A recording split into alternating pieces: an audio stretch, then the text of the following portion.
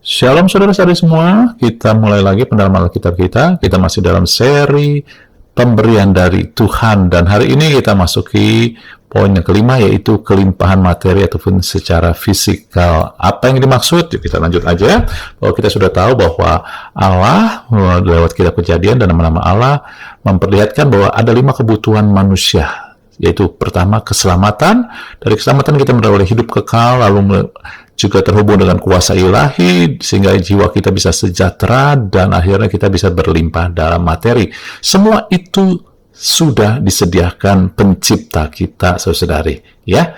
Dan hari ini kita akan bahas, yaitu materi fisikal bagian yang terakhir. Kita mulai dulu dari kitab Kejadian 1. Ketika Allah menciptakan kita, dia berkata bahwa Tuhan memberikan kepada kita segala tumbuh-tumbuhan yang berbiji dan segala pohon-pohonan yang buahnya berbiji, itu makanan kita, ya saudara-saudari. Dan bahkan Tuhan jelaskan, bahkan Tuhan bilangkan bahwa semua Allah, ketika Allah menciptakan pada hari ketiga, dia menyuruh tumbuh-tumbuhan berbiji, segala jenis pohon buah-buahan menghasilkan buah yang berbiji. Jadi artinya begini saudara, pada hari ketiga manusia belum diciptakan, tapi Tuhan sudah menyediakan, yaitu kebutuhan materi fisik, buat fisik daripada umat manusia, ataupun ciptaannya Adam dan Hawa saat itu. Dan di sini bukannya artinya kita harus makan tumbuhan berbiji, tetapi prinsip yang Tuhan mau kasih unjuk di sini adalah Tuhan menyediakan segala kebutuhan materi kita berlimpah-limpah. Dan kenapa tumbuh-tumbuhan berbiji? Karena tumbuh-tumbuhan yang berbiji atau pohon-pohon yang buahnya berbiji, biji-biji itu adalah benih untuk berkelanjutan, berkesinambungan, ada tersedia buat kita. Sehingga biji-biji itu juga akhirnya akan menjadi tumbuh-tumbuhan, menjadi pohon, kembali berbuah, dan kita makan, akhirnya kembali ada benih lagi yang berkelanjutan, saudari. Inilah yang Tuhan sediakan secara berlimpah. Sebab itulah ada prinsip benih yang ditabur, saudari, ya. Dan Tuhan menyediakan berlimpah juga terlihat di dalam cerita bagaimana di dalam kitab Perjanjian Baru, ketika dia menyediakan 5 roti 2 ikan buat 5.000 orang, masih ada tersisa 12 bakul. Ketika Yesus dalam Yohanes 21 menampakkan diri setelah bangkit dari maut kepada murid-muridnya mendapat ikan yang luar biasa banyak, tetapi Yesus di pantai tetap sudah menyediakan ikan, artinya berlimpah buat saya. Tetapi saudara, untuk itu kita harus mengerti prinsipnya, karena penyediaan materi dari Tuhan mengikuti prinsip. Dan prinsip yang pertama yang saya mau katakan adalah satu, kita ngelihat di sini ya, dari janda di Sarfat, saudara. Saya nggak akan baca keseluruhan 1 Raja-Raja 17 ayat 9-12, tetapi akan menekankan poin. Dikatakan Tuhan suruh Elia pergi ke Sidon, ya, ke Sarfat, termasuk daerah Sidon. Ini daerah musuh orang Israel, tentu mengerikan buat Elia. Tetapi Tuhan bilang, aku telah memerintahkan seorang janda memberi engkau makan.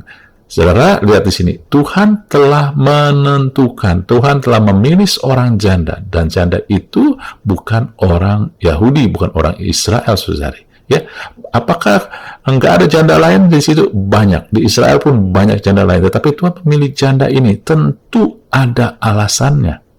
Yuk kita lihat kira-kira alasannya apa yang tersirat. Ya, kemudian ketika sampai di sana Elia, dia ketemu seorang janda sedang mengumpulkan kayu api, dan Elia bilang, dia minta air dalam kendi supaya dia minum. Perempuan itu beri kepada Elia. Ingat, ya, ini musim kering, air begitu mahal, berharga. Dan wanita ini adalah bukan orang Israel dan wanita, sehingga dia seharusnya bisa menolak Elia. Dia bisa bilang, kamu siapa? Kamu nggak malu minta dari saya? Kamu orang Yahudi, kok minta kepada orang Gentile?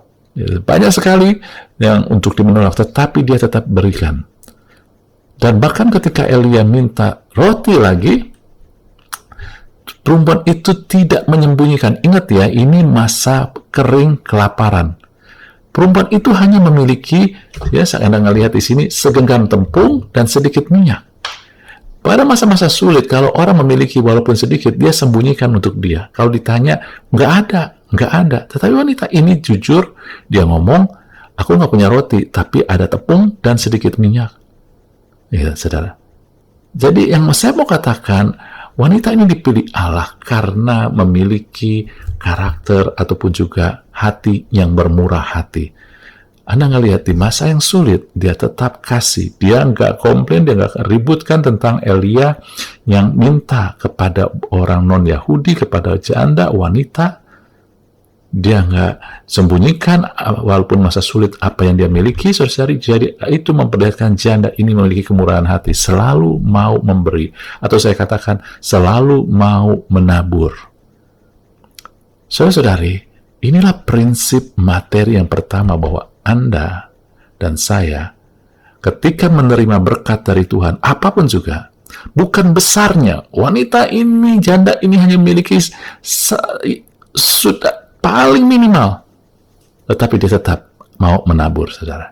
Jadi apapun pemberian yang kita terima dari Tuhan, ada yang kita makan, ada yang kita tabur. Ini sesuai dengan prinsip 2 Korintus 9 ayat 10 dan 11. Ada benih untuk penabur, untuk kita tabur. Ada benih untuk makanan. Karena ditabur ini adalah untuk berkelanjutan, saudari. Dan dikatakan di dalam 2 Korintus 9 ayat 10 dan 11, saudara, Anda harus beri dengan murah hati, kayak tadi, kemurahan, dan untuk menyebabkan banyak orang mengucap syukur kepada Allah, bukan kepada kita. Jadi prinsip kedua, Anda menerima penyediaan dari materi Allah adalah bahwa untuk Allah. Ini pun hal yang sama terjadi ketika orang Israel keluar dari Mesir. Mereka mendapatkan kemurahan, yaitu perhiasan daripada orang Mesir. Tetapi semua dibawa untuk membuat bait Allah. Disediakan untuk membawa orang melihat Allah, saudari. Amin ya. Bahkan juga dalam pelayanan Yesus, Anda tahu bahwa Yesus pun dilayani dengan kekayaan para wanita yang bertobat saat itu, saudari. Jadi, materi, prinsip yang lain adalah digunakan untuk kemuliaan Allah ataupun bawa orang kepada Allah, saudari. Ya. Dan prinsip ketiga dari materi adalah begini, ketika Allah menciptakan manusia, yaitu tubuhnya secara fisik, secara materi, maka Tuhan nggak langsung ambil tanah cetak, enggak, saudara. Tetapi ada proses. Tuhan bikin kabut naik ke bumi, Tuhan bikin air-air keluar dari tanah, air sehingga tanah itu jadi lembut, saudara. Baru dia bentuk manusia dari debu tanah itu. Jadi dengan kata lain, setiap kebutuhan materi ini secara natural tidak instan, kecuali supranatural. Saudara, ya, yang saya bicarakan yang natural dulu, tidak instan tetapi ada proses. Kalau waktu Tuhan menciptakan manusia, tadi ada proses, saudari, ya. Dan oleh sebab itulah firman Tuhan katakan juga bahwa untuk memelihara dari kebutuhan material, fisikal, itu Adam dan Hawa pun harus mengusahakan dan memelihara taman di mana ada pohon-pohon yang berbiji dan buah-buahan yang berbiji, saudari, untuk berkelanjutan penyediaan Allah itu. Ada proses, bahkan Amsal juga kasih hikmat bahwa kalau kita mau cepat, tiba-tiba itu cepat kaya, maka kita akan berkekurangan, tapi mengumpulkan sedikit demi sedikit kita akan jadi kaya. Jadi ini bicara proses. Penyediaan Allah yang natural selalu melalui proses, saudari, tidak instan. Hari-hari ini dunia mau kita instan. Judi, supaya dapat instan tiba-tiba menang, saudara, ya. Dan hal-hal yang lain semua, yang juga meng-offer ataupun juga memberikan pengharapan kita bisa kaya mendadak. Saudara-saudari, ya, bukan itu, ya, saudara. Oke, kemudian firman Tuhan juga katakan dalam Matius 25 ayat 21, ini tentang hamba yang setia. Dia diberikan talenta, lalu dia setia dan mengusahakan dengan baik, maka akhirnya dia dipercayakan perkara yang lebih besar. Artinya materi yang lebih besar. Banyak orang mau tiba-tiba, tetapi Tuhan bilang enggak. harus ada proses prinsip kesetiaan dan memberi yang terbaik. Saudara-saudari, banyak anak-anak Tuhan, ya, ketika dia pekerjaan, lalu dia melihat finansial atau gaji yang diberikan tidak sesuai dengan yang dia inginkan, maka dia asal-asalan, nggak memberikan kesetiaan, nggak beri yang terbaik. Ataupun usahanya sepertinya juga ya tidak belum terlalu kelihatan berhasil, kemudian dia nggak ada kesetiaan atau ketekunan, dan dia nggak mau beri yang terbaik ketika usaha, nggak kebersihannya, belajar untuk hal-hal yang bisa menaikkan nilai jual ataupun juga usahanya jadi ramai. Nah, ini harus kita beri yang terbaik, usahakan dan dengan ketekunan, termasuk belajar, saudara-saudari ya. Jadi ingat juga bahwa Tuhan memberikan berkat, kemakmuran, materi dan fisikal bukan untuk sekedar meningkatkan standar hidup kita aja, tapi juga untuk mengembangkan kemampuan. Itulah kesetiaan dan memberi terbaik, saudari. Dan meningkatkan standar kita untuk memberi. Ya, bukan sekedar menikmati. Kemudian, saudari, dalam 3 Yohanes 1 ayat 2 dikatakan bahwa aku, saudara terkasih, lebih dari segala hal, aku berdoa agar engkau makmur dan sehat seperti jiwamu pun makmur. Jiwa kita makmur, maka kita makmur dan sehat. Sehat ini tubuhnya. Jadi, penyediaan materi dan fisikal itu juga termasuk tubuh jasmani kita, fisik kita, kesehatan kita, kesembuhan kita. Dan prinsip ini pun sama berlaku untuk tubuh kita. Artinya, tubuh Anda butuh sesuatu yang ditabur. Apa itu ditabur? Saudara, Anda butuh juga ada bagian yang untuk Anda nikmati atau gunakan tubuh Anda, tapi ada bagian yang tidak, artinya ada yang harus proses. Ya, sepertinya buat saya adalah tubuh Anda dan saya butuh ditabur makanan yang sehat, olahraga yang konsisten dan baik, istirahat yang cukup. Kita tidak bisa mengeksploit terus tubuh kita bekerja tanpa istirahat, nggak bisa, saudara. Lalu kita lakukan makan dengan serius, olahraga dengan serius, istirahat dengan serius, sungguh-sungguh, saudara-saudari ya, dan setia. Bukan hanya sekedar apa yang saya mau, tetapi apa yang dibutuhkan tubuh kita. Ya, dan karena tubuh juga mengikuti prinsip dari materi, ya, tidak tiba-tiba Anda makan sehat, olahraga sudah cukup, tubuh kita tiba-tiba jadi fit total, enggak, tetapi butuh waktu untuk melihat hasilnya. Dan juga prinsip adalah bahwa untuk Tuhan, ataupun tubuh kita adalah untuk Tuhan, jangan dipakai untuk memuaskan kedagingan. Oke? Dan jadi Anda lihat sendiri, prinsip-prinsip ini menunjukkan pada satu hal, yaitu semua ini adalah alat. Ya, alat, materi, fisikal, finansial, apalagi kemakmuran tubuh kita adalah alat, saudara-saudari. Nah, kalau alat, Anda sudah gampang cara melihat alat. Alat butuh diefektifkan. Kita kadang meminta lebih banyak, tetapi yang sesungguhnya yang kita butuhkan lebih efektif. Bagaimana menggunakan lebih efektif? Kadang kita minta lebih banyak uang, tetapi sesungguhnya seringkali yang dibutuhkan adalah bagaimana kita efektif menggunakan uang, saudari ya. Nah, inilah terutama ya Ibrani, cara mengefektifkan ya, ada prinsip ataupun prinsip mengefektifkannya. Satu, saudara, Anda jangan mau jadi hamba. Gitu kira-kira ya, cukupkan dengan apa yang ada. Jadi artinya kalau Anda hamba, Anda dikuasai. Kalau alat, Anda nggak boleh dikuasai alat, tetapi Anda menguasai alat, bukan dikuasai. Itu prinsip pertama.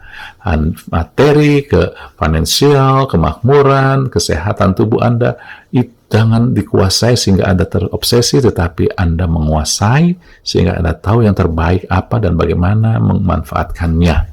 Yang kedua, yaitu di dalam 1 Timotius 6, saudara katakan, harus ada rasa cukup. Kemudian, Anda ngelihat kan, cukupkan dirimu dengan apa yang ada, dari Ibrani 13 ayat 5 tadi. Ya. Nah, ini buat saya adalah, apa yang nggak pernah kita bikin kita merasa cukup. Yaitu, nafsu, saudara. baik nafsu akan uang, keserakahan, nafsu akan makanan, ya, nafsu atas hal-hal yang daging. Ini dia. Makanya lawannya adalah puas. Puasnya di sini, saudara, bukannya puasnya kita nggak memberi yang terbaik. Puas di sini artinya mengalahkan daging, saudari. Karena daging cenderung menekankan kepuasan daging. Anda terobsesi. Jadi di sini saya mau katakan adalah jadilah puas, bukan terobsesi. Anda bukan terobsesi sama kekayaan, sama tubuh yang cantik, kurus, sehingga akhirnya, ataupun yang rapi, bukan, tetapi yang sehat. Anda mungkin enggak sempurna, memang enggak ada masalah, tetapi kita tidak terobsesi harus pada kesempurnaan, saudara, ya. Nah, inilah cara mengefektifkan dan menggunakannya. Dan saya tulis juga, banyak orang menghabiskan uang yang tidak mereka miliki. Kalau kita kenal istilah sekarang, beli dengan pay later. Ya, sebenarnya itu adalah bahasa lembut daripada ojol, ya, pinjol, saudara, bukan ojol, pinjol gitu ya. Nah, itu sama aja. Ya, jadi Anda beli pay later, pakai kartu kredit, karena itu bukan uang kita, kan? Kita pinjam, tapi harus kita bayar. Tapi banyak orang menghabiskan uang yang tidak kita miliki saat itu untuk, ya, hal-hal yang tidak kita perlukan. Tujuannya membuat orang yang kita nggak kenal berkesan sama kita. Ini kan bodoh, tetapi inilah yang terjadi di dunia saat ini. Banyak orang beli dengan cicilan, kartu kredit, pay later, segala, saudara. Ya, untuk kebutuhan-kebutuhan yang nggak perlu. Misalkan HP yang terbaru, tujuannya untuk diperlihatkan kepada orang lewat medsos, dan orang yang kita nggak kenal juga bahkan, saudara. Ya, jadi itulah tujuan kita adalah, kalau kita mau menguasai, bukan dikuasai, kita nggak terobsesi, maka materi ini, saudara, akan luar biasa. Kita bisa nikmatin, kita efektifkan. Oke, ya? Dan pertanyaan yang penting juga adalah bagaimana cara menerimanya. Nah, sebelum saya lanjut, saya mau katakan pembahasan tentang materi fisikal, kesehatan ataupun tubuh ini yang kita bahas di sini dasar, bukan yang mengcover semua, karena Alkitab banyak dan hampir 2/3 bagian berbicara tentang materi ini, saudara-saudari, ya. Oke, jadi kita nggak bahas secara luas, tetapi fondasi aja, mengingatkan, dan sehingga Anda juga mulai merenungkannya. Nah, cara menerimanya, Efesus 1 ayat 7 dikatakan, ya, dikatakan, ya, aku berdoa, aku minta kepada Allah Tuhan Yesus Kristus, Bapa yang mulia, supaya memberikan padamu roh hikmat dan wahyu, mengenal Dia, mengenal siapa? Yesus dengan benar. Hasilnya adalah ayat 18-19. Kita mengerti pengharapan terkandung dalam panggilannya, betapa kaya kemuliaannya, betapa hebat kuasanya.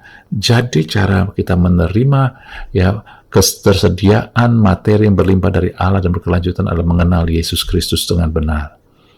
Mengenal apanya? Banyak sekali, saudara. Kita sudah belajar juga kasihnya, kuasanya, karyanya, karakternya. Kalau saya biasa 4, saudara, yang saya ingat, ya. Anda silahkan mau ikutin atau mau Anda punya sendiri, silahkan. Saya selalu ingat tentang mengenal Yesus, tentang karakter Kristus bagaimana. Karakter Allah setia, ya, murah hati, terus panjang sabar, kemudian juga kasihnya dahsyat, tak terselamin, tak terpisahkan sama kita. Kemudian karyanya, saudara-saudari, karya Kristus, apa itu, ya, banyak dari karya di salib menjadikan kita anak, saudara-saudari, ya. Nah, itu aja kira-kira kalau buat kita mulai dari situ, ya. Oke, jadi disitulah kita mengenal Kristus yang benar. Lalu bagaimana yang kedua cara menerimanya? Kita ngelihat di dalam tadi perumpamaan janda di Sarfat itu, ya. Jadi Anda ngelihat dia nggak punya apa-apa, saya nggak baca komplit, saudara, dia nggak punya apa-apa, hanya segenggam tepung, sedikit minyak. Dia bilang kalau habis itu, kalau dia bikin dengan kayu api, dia sedang kumpulkan kayu api, ranting-ranting, habis itu kami makan lalu kami mati. Gitu. Ini bukannya artinya secara harfiah, tetapi Anda ngelihat nih, ya. Terus Elia bilang, jangan takut, buatlah lebih dahulu bagiku. Nah, dilakukan, Sebab Elia juga katakan, firman Tuhan katakan gini, tepung dalam tempayan tidak akan habis-habis, minyak dalam bumi pun tidak akan berkurang sampai pada waktu Tuhan memberi tujuan ke atas muka bumi. Apa yang mau sampaikan di sini adalah, saudari, wanita ini pada akhirnya melakukan. Dan ketika dia melakukan, Anda tahu bukannya tentang percaya doang, tetapi dia menyerahkan apa yang ada, menyerahkan hidupnya ke Tuhan, saudari. Dan dia pegang firman Tuhan yang dikatakan oleh Elia. Tuhan nggak salah kok memilih janda ini. Janda ini bukan hanya murah hati, tetapi dia juga beriman. Dan Tuhan katakan sampai pada waktu Tuhan, artinya ada tujuan. Nah, ini yang saya mau tekankan. Anda, bagaimana cara menerimanya? Serahkan kebutuhan Anda kepada Tuhan, pegang firman-Nya, dan tahu bahwa kalau Tuhan sediakan, kalau untuk tujuan Tuhan, pasti disediakan berlimpah-limpah, saudari. Ya. Dan ini juga Anda bisa melihat caranya di dalam mujizat pertama, di dalam kitab Yohanes, yaitu air menjadi anggur. Ketika itu, Maria, ibu Yesus, menyadari bahwa tuan rumahnya kekurangan anggur, dia berkata kepada Yesus, mereka kekurangan anggur. Walaupun seolah Yesus menolak, tetapi Maria mengenal. Maria tahu Yesus itu anaknya bisa bikin mujizat. Karena dia kenal anaknya tentu. Nah, kalau Maria berfokus pada kebutuhan materinya, maka dia akan bilang kepada pelayan-pelayannya, karena dia tahu Yesus bisa bikin mujizat, dia bilang, ingetin Yesus nanti. Ingetin terus bahwa kita kurang anggur. Gitu, kira-kira kayak gitu. Tapi Maria enggak. Maria bilang, apa yang dikatakan kepadamu, buatlah itu. Saudara-saudari, jangan berfokus pada kebutuhan kita. Baik materi, ataupun lainnya, baik pun kesembuhan. Tetapi fokuslah kepada Tuhan Yesus. Fokuslah pada firman-Nya. Seperti Maria, ibu Yesus. Dia tidak fokus pada anggurnya lagi, tetapi dia fokus pada Yesus, sehingga dia bilang, apa yang dikatakan padamu dengar, buatlah itu. Ketika kita fokus pada firman-Nya, maka kita akan bisa dengar janjinya, kita bisa akan dengar tuntunannya, kita bisa akan dapat hikmatnya, saudara-saudari. Kita bisa dapat pewahyuan. Karena tuntunan Tuhan dalam kehidupan kita bukannya pengetahuan, tetapi penyertaan dia. Oke ya, saudara-saudari, itu dia. Kemudian Anda bisa melihat yang keempat, cara menerimanya adalah seperti janda di Sarfat itu. Di dalam paling terdesak, keadaan yang paling terdesak, dia udah nggak punya apa-apa lagi. Kalau Tuhan nggak berikan, setelah hari ini, setelah wanita itu membuat roti dari segenggam tepung dan sedikit minyak, kalau Tuhan nggak berikan, maka dia akan mati, nggak bisa apa-apa. Tetapi dalam keadaan begitu pun, dia tidak menyerah. Dia nggak bilang, ya udahlah percuma, udah mati aja, tunggu aja, diam aja. Ataupun kalau orang beriman, wah aku sudah berdoa, diam aja, tenang. Bukan itu, saudara-saudari, hati kita diam tenang, tetapi kita tetap seperti janda itu. Dia tetap melakukan yang dia bisa, yaitu mengumpulkan kayu api. Saudara-saudari, cara menerimanya yang lain adalah tetap lakukan bagian kita. Banyak orang percaya ketika minta sama Tuhan, habis itu dia nggak mau lakukan apa-apa. Nggak, saudara, tetap lakukan bagian kita. Amin? Jadi inilah yang kita belajar sedikit, tapi Anda renungkan, maka akan memberkati kita luar biasa sekali. Anda harus tahu bahwa Tuhan menyediakan berlimpah materi, yaitu termasuk kebutuhan kita. Ingat, saya mau sampaikan di sini bahwa keuangan itu bukan prinsip keuangan, jadi artinya sistem keuangan itu bukan dari kerajaan Allah, ya. Karena sistem keuangan di dunia ini, hari-hari ini, membuat orang semakin haus, artinya tidak pernah puas. Sistem kerajaan Allah tidak berfokus kepada dirinya, tapi sekarang sistem moneter dunia berfokus pada diri kita, bagaimana bisa mendapatkan yang paling banyak, paling besar, paling untung. Ya, nah, itu akhirnya membuat kita nggak pernah puas, jadi serakah. Tetapi sistem kerajaan Allah, ekonomi kerajaan Allah, membuat kita bisa bersyukur, karena bukannya me center tapi God center, saudari, ya. Itu dia. Sebab itulah Kita tahu Allah sudah menyediakan materi kesehatan tubuh kita berlimpah-limpah, maka tapi kita perlu prinsip bahwa ada yang ditabur. Jangan jadi serakah. Ya, bawa orang kepada Tuhan ataupun untuk kemuliaan Tuhan. Ada proses, bukannya instan yang secara natural. Kalau supranatural itu urusan Tuhan. Ya, kalau supranatural kita nggak tahu cara Tuhan bagaimana, tapi urusan Tuhan. Tapi buat kita adalah proses buat insan yang natural. Ada kesetiaan dan beri yang terbaik. Ya, amin ya, saudara. Lalu ini harus kita kuasai. Materi tubuh kita harus kita kuasai. Jangan terobsesi.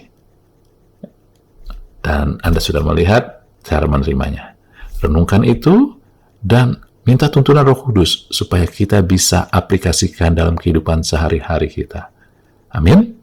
Saya berdoa supaya kita semakin melihat kemakmuran fisikal tubuh kita yang kelihatan di dalam kemuliaan Tuhan.